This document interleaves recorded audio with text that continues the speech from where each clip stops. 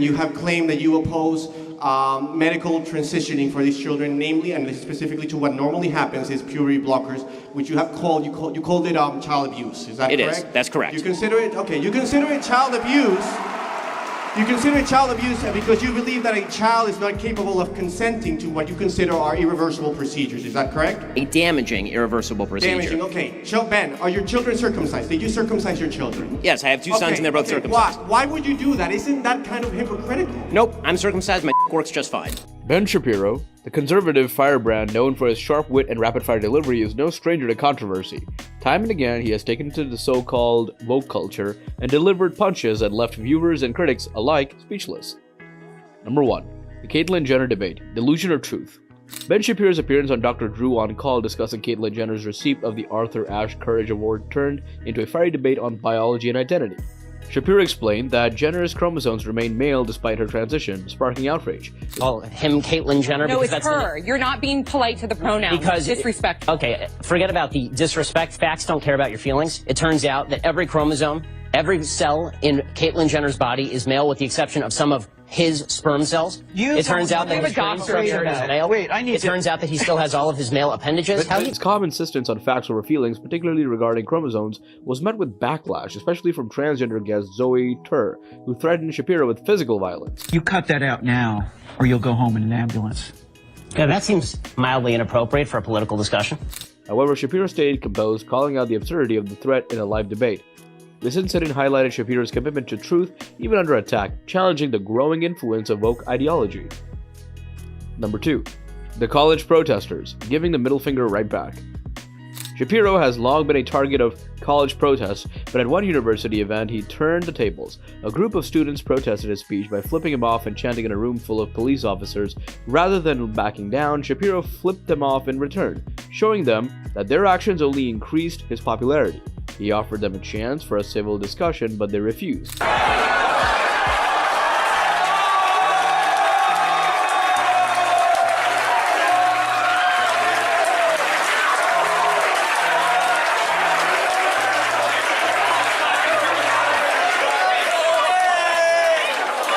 Opting for chance, this ironic confrontation underscored the emptiness of protests that overshadow the core message with childish antics.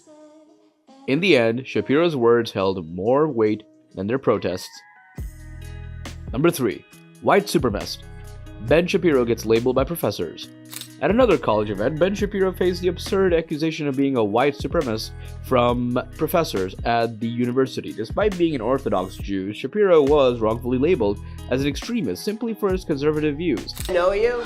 Like, how do you know anything about me? Why am I a white supremacist? Because you guys are here shouting down people who are speaking. Really?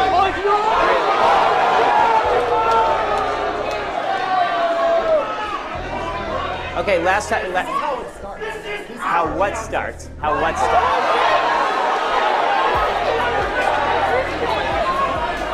are we even talking about?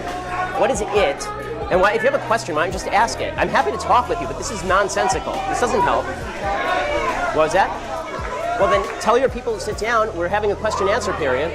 Well, then, who are they? The protests grew so heated that police had to escort him out for his safety. Despite the hostility, Shapiro remained calm and defended his beliefs.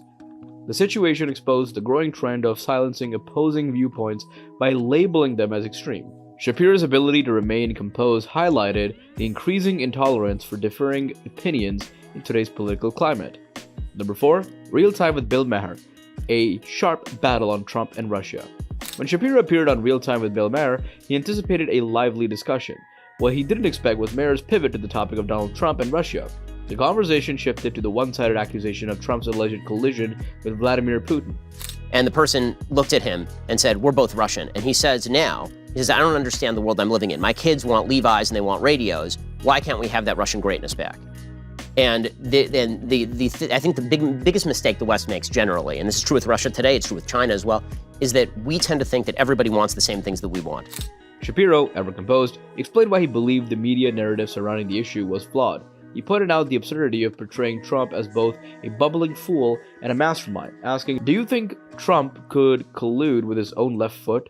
Shapiro's dissection of the media's portrayal of Trump emphasized the oversimplification of complex political situations.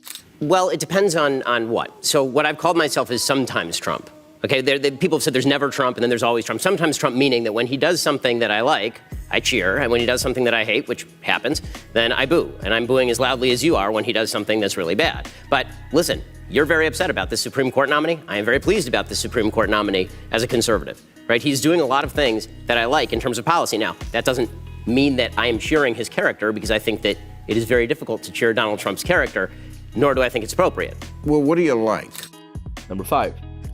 The iconic Piers Morgan debate on gun control, standing on graves. One of Shapiro's most iconic moments was his heated debate with Piers Morgan on gun control.